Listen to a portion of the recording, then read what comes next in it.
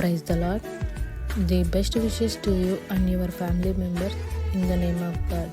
దేవునికి మహిమ కలుగును గాక. దేవుని నామము పేరిట మీకును మీ కుటుంబ సభ్యులందరికీ శుభాభివందనములు. టుడే గాడ్ ప్రామిస్, ఈరోజు దేవుని వాగ్దానము. There shall be showers of blessing. Ezekiel 34 chapter 26 verses. దీవెనకరమగు వర్షములు కురియును. యెహెజ్కేలు గ్రంథము 34వ అధ్యాయము 26వ వచనం. ప్రియమైన సహోదరి సహోదరులారా, ఈరోజు ఈ వాగ్దానం ద్వారా దేవుడు మనతో చెప్తున్న మాట. ఈరోజు ఎంతమంది అయితే వారి హృదయ భారముతోనూ వేదనతోనూ ఇబ్బంది పడుతున్నారో, బాధను అనుభవిస్తున్నారో, దేవుడు ఈరోజు వారితో ఇలా చెప్తున్నాడు. దీవెనకరమగు వర్షము కురిపించెదను. ఈ దినము నీవు వేదనతో కృంగిపోయి ఉన్నావా? హృదయంలో ఉన్న బాధను భరించలేకపోతున్నావా? దేవుడు అంటున్నారు, దేవుని యొక్క బలమును ఇస్తానంటున్నాడు, ఆశీర్వాదములను కొమ్మరిస్తానంటున్నాడు.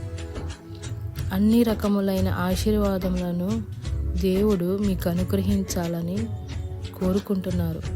పరలోకము నుండి వచ్చే పరమ ఆశీర్వాదములైన వర్షము కొరకు మనము దేవుని యొక్క సన్నిధిలో మన హృదయంతో పైకి ఎత్తుదము. నీ హృదయము ఎంత లోతైన గాయము అవుతుందో అంత లోతుగా దేవుడు వర్షంతో నింపుతాడు. నీవు నీ కన్నీటిని కిరీటంగా చేసుకుంటువి. వర్షంలో వెలుతురు గ్రహించినప్పుడు నీ యందు విజయం కలుగుతుంది. ఫలవంతమగు జీవితమును వర్షము సూర్యకాంతి కూడా కోరుకుంటుంది. సూర్యుని క్రిందనున్న భూమికి మంచు మాత్రమే కాక వర్షం కూడా అవసరమే. ఆకులు, చెట్లు, పువ్వులు వర్షము కొరకు, మంచు కొరకు, సూర్యరశ్మి కొరకు ఆకాశము తట్టు తేరి చూచినట్లు ప్రాణము లేని ఎండిన జీవితం కూడా దేవుని వైపు ఎల్లప్పుడూ చూస్తూ ఉండాలి. మనకి మన జీవితంలో శ్రమలు మేఘము వలె వచ్చి మన ఆత్మలో తడిని, వర్షపు చినుకులను చల్లి మనలను మెత్తబరుస్తాయి. అప్పుడే మనము ఫలవంతమైన పొలముగా ఉంటాం. పువ్వులు మొలిపించు మొక్కలు నీ వద్దకు వచ్చుచున్న ప్రతి శ్రమను గూర్చి మనము మన పౌలు గారు రాసిన పత్రికల్లో చదివిన ఎడల మనము దేవుణ్ణి ప్రేమించున్న ప్రతి ఒక్కరము కూడా సమస్తము సమకూడి మేలు కొరకే జరుగుతున్నవని మనకి అర్థమవుతుంది.